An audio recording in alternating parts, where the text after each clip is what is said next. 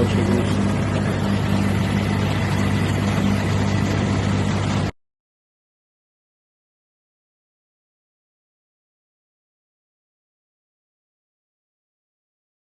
Двигался со стороны Иркутска в сторону Култука.